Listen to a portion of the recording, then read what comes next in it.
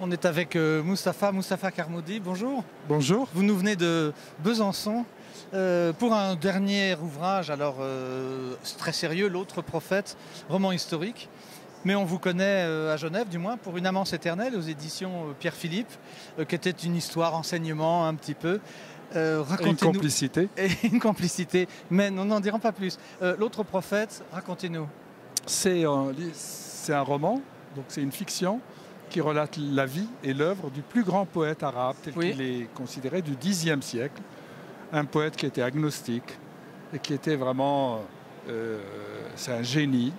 Voilà, et puis j'ai travaillé pendant 3 ans sur ce roman. J'ai lu beaucoup de choses, y compris je me suis remis à lire de l'arabe longuement, longtemps et tout. Mais la vie est passionnante parce qu'il est du Xe siècle. Donc, politiquement, l'empire musulman se détériore, mais intellectuellement, c'est vraiment un épanouissement inouï, inouï, inouï. On a à cette époque-là des génies, d'autres lui, au niveau de la poésie. Oui. Alors, comment est-ce que vous y êtes pris? Vous dites, je me suis remis à lire l'arabe, ça veut dire que c'est une de vos langues maternelles, c'est la langue maternelle, mais vous lisez de l'arabe classique quand vous parlez du Xe siècle. Voilà, ça c'est de l'arabe classique. Moi, je parle l'arabe dialectal, j'ai appris aussi l'arabe classique. J'imagine, mais il faut s'y remettre un petit peu. Je suis surtout en français depuis 50 ans, donc je lis, j'écris en français.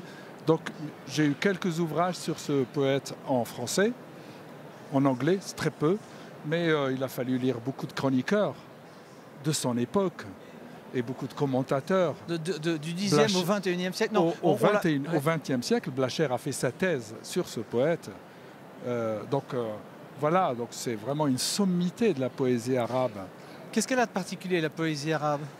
Quand les Arabes, au 8e siècle, quand un calife a créé la maison de la sagesse, il a dit ceci. Il a dit « Je veux réunir l'ensemble du savoir de l'humanité ». Et il a ouvert la maison de la sagesse et ils ont traduit nuit et jour les Grecs, les philosophes grecs, mais aussi la pensée chinoise, hindoue, etc. Tout sur la cuisine, la culture, l'agriculture, tout, la médecine, ils ont traduit sur tout, sauf une chose qu'ils n'ont traduit des autres peuples, la poésie. Et tu sais pourquoi?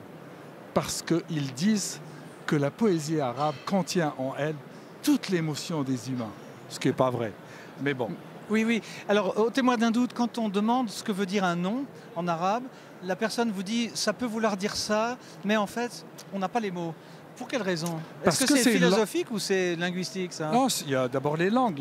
Les langues sémitiques, c'est très particulier. Et celui-ci, le poète Al-Mutanabbi, est brillant. C'est lui qui a le plus maîtrisé une langue très compliquée.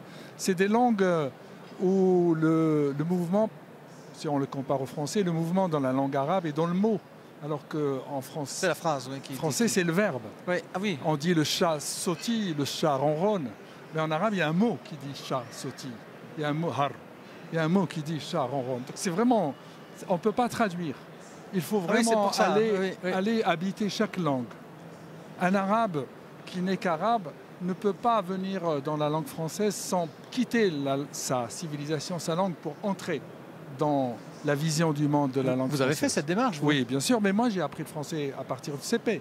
Donc je l'ai très tôt. Ah bon, alors vous êtes pratiquement voilà, francophone, bien plus tôt que beaucoup de gens d'ici. Bon, alors l'autre prophète, quelle est votre maison d'édition là? Les Impliqués, c'est une maison d'édition, on va dire, qui est plutôt intellectuelle. Oui. Et ça correspond un peu à ce style-là. Voilà. Pour public, non pas averti, mais pour public qui a besoin d'instruction. Et ça, c'est le premier tome. Ah, ce n'est que le premier tome. Bon. Merci beaucoup, Mustapha. Bon salon. Merci beaucoup. À très bientôt. Merci à vous tous. Quand vous voulez. Au revoir. Merci. Au revoir.